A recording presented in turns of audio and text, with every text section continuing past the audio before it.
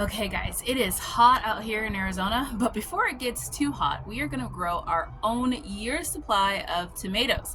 All of our tomatoes this year are coming from this tiny little backyard. So I wanna show you guys how. Hi everyone, welcome back to my channel. I'm Shamira Benson, one part of Team Benson, and we're gonna grow a year's supply of tomatoes. Now I have several different types of tomatoes because I like several different flavors when it comes to me creating dishes. But tomatoes are a really big staple in our house just because it's not just for like fresh eating for us, it also is a lot of like seasoning for us too.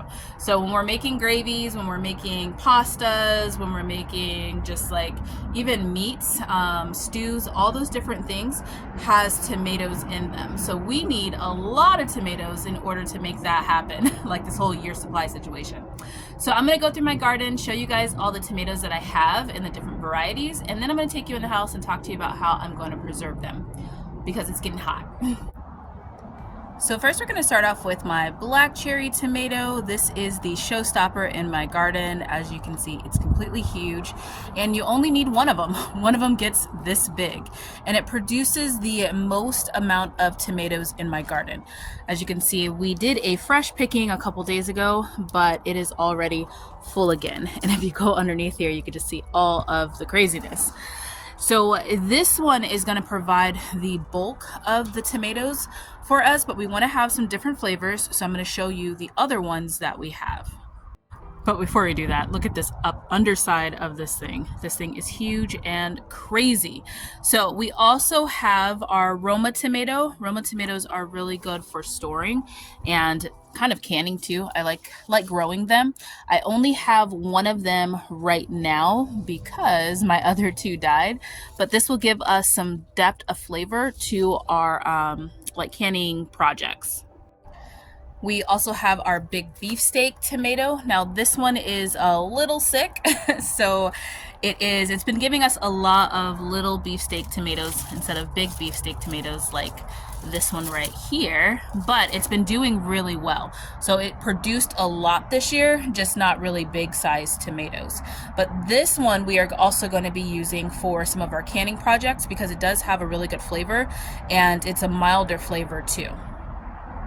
So when we're looking at tomatoes to can, we want to have a mixture of like mild flavors, like savory flavors, and like those tomato flavors, because then it makes our like our tomato sauces and spaghettis have like a really good depth of flavor. Just instead of just being just one like tomato, like just really saucy tomato, like a Roma tomato, which to me is a really saucy tomato. So I like to blend in a couple different things in there. And then in my opinion, the mildest of the tomatoes is going to be the Early Girl. This one it's a very mild like tomato taste, like nothing very extravagant, nothing too like oh my goodness.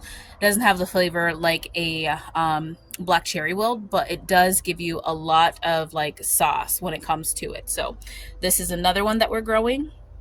And then the last one is our orange hat tomato. So this one, it has a sharp flavor to it once it is big, like once it's gone completely yellow. Once that happens, or orange, it goes like a yellowish orange. Once it completely ripens, then it has a lot of flavor to it, but it doesn't produce a lot. I mean, these are tiny little things. And we will freeze these so that then we're just adding like a pop of some type of different flavor into some of our stews and then also our gravies. So guys, now I want to take you in the house and talk to you about how I plan to preserve these things. Okay guys, we are back in the house, and also Shabbat Shalom to everybody that celebrates. I don't think I mentioned that in the beginning of the video. So we are getting about, oh my goodness, this many cherry tomatoes pretty much like every couple of days here. We're in the height of cherry tomato season. As you can see when I showed you guys the plant, it's already like ready for me to pick it again, and I still haven't done anything with this crazy amount. We are also getting in like a handful of our big beefsteaks too, well, our little beefsteaks. So those are coming in as well. We haven't started getting Early Girl yet, and we haven't started getting the Roma, and then we get like maybe like a couple of the orange hat tomatoes. So what do we do with all of these tomatoes? Now, my preferred method is to freeze them, just because it's so easy just to literally take out a handful of these cherry tomatoes and pop them into a dish and then just like immersion blend them if you want to make a gravy or if you want to make like a sauce. I also make a tomato like base dish that is not like blended. It's just the whole tomatoes with peppers and garlic and butter and stuff like that for like a pasta. So that's another thing that we love to do with it. And we just love cherry tomatoes. So how do you preserve this many essentially? So what my preferred way is to freeze them because that's the easiest way to use them for us. And I also like to can not cherry tomatoes, but my other tomatoes, like my Romas and like my big beef steaks. My big beef steaks, I will be cutting off the tops of these and then freezing them. And then when I get enough of them, then I take them out, dip them in some boiling hot water to get the skins off, and then I just drop them in here and can them. And I'll can up a bunch of these. Now this is from last year, as you can see, but these tomatoes I went to a farm and picked because I did not grow enough tomatoes on my own. If you guys remember, last year was a struggle. I attempted to grow in a Shemitah year, which was a poor choice. So we had 0 black cherry tomatoes because my black cherry tomato did not grow, and we had like 5 Roma tomatoes. I learned my lesson. The earth needs its rest too. So now that we are out of a Shemitah year, we are booming when it comes to getting stuff out of the garden, which I am very thankful and grateful for. So I will be canning up a lot of my my big beef steak tomatoes. We're done with eating these for the year. That flavor is kind of like past our enjoyment. So we are going to pop all of the ones that we get in the freezer so that then once we start getting Roma tomatoes in, we can start canning them because canning them is a great way to preserve your tomatoes. The other way that I like, which I don't have a jar right now, is going to be to ferment them. I ferment them in a saltwater brine, usually with basil and garlic, and those are for the cherry tomatoes. Fermented cherry tomatoes are delicious, which I forgot to mention, I do have a video of me canning tomatoes, so I will put that in the link down below or at the end of the video somewhere so that you guys can see how I can tomatoes. But fermenting tomatoes, I think I might have an older video. I might have to do a new one. If you guys want to see me do fermented tomatoes, just comment down below, show us how to do fermented tomatoes, and I'll know enough of you guys who want to see it. But that is another one of my other favorite ways. It does make a really salty tomato. So it makes it to where like if you're making like a sauce or something that you're gonna like immersion blend it, it already has the salt in it. So you don't have to add salt to whatever recipe that you're using. It also is just really good if you have like bruschetta bread and like just smear it on there because it gets kind of like spreadable, kind of like a tomato, like it'll stay whole like this, but then you can spread it. So you'll just add like that spread, like maybe grab a piece of garlic, spread that on there too, and then add a piece of artichoke. So delicious. That is one of the most delicious things. You can add like some balsamic over top just to give it a little drizzle of like something different, like to balance out the saltiness, but it's really, really good. So fermented tomatoes are on our list, and then we'll probably also dehydrate some of them.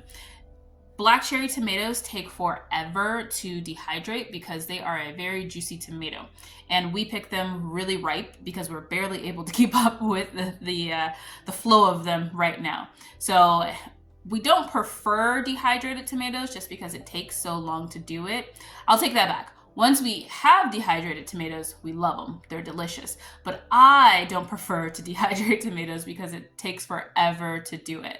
So if you guys know a quicker way to dehydrate tomatoes versus just putting them in the dehydrator for like 2 days, then let me know and I will try that.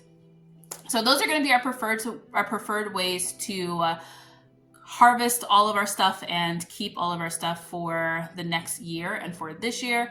Like I said, freezing and canning are my top ones, and then fermenting and then dehydrating, because we probably will dehydrate some just because they are delicious when you do dehydrate them.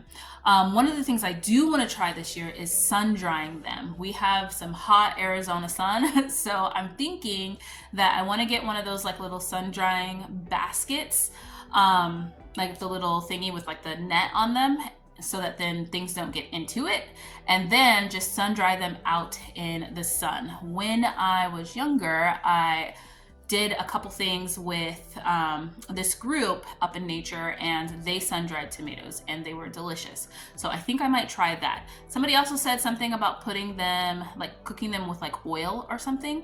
Oh, I forgot, the other thing that we do with them is we make salsa packs. So basically I take these, roast them a little bit, and then I put them in a vacuum sealer with some peppers. So we'll have jalapeno peppers and serrano peppers usually we put in our salsa, and then some cilantro and like some lime. Our lime tree, it didn't give us limes this year, so we probably will have to get like some store-bought limes for that, but it makes salsa time a lot easier because basically you just take the pack out. You don't vacuum seal it, you just seal it, because if you vacuum seal it, all that tomato juice will ruin your vacuum sealer. Ask me how I know.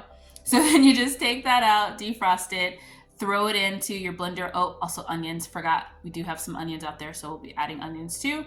But you throw it into your blender and you just blend it down, and it is perfect. Like, it's so perfect. Add a little bit of salt, really, really good. So those are gonna be the things that we do with all of these tomatoes. You guys will have to watch us on our year supply. I will be giving you tallies on our shorts of how we're doing with getting our year supply going. So until next time, grow yourselves a garden, because even a small space can provide you with a ton of food, or at least tomatoes. All right, bye guys.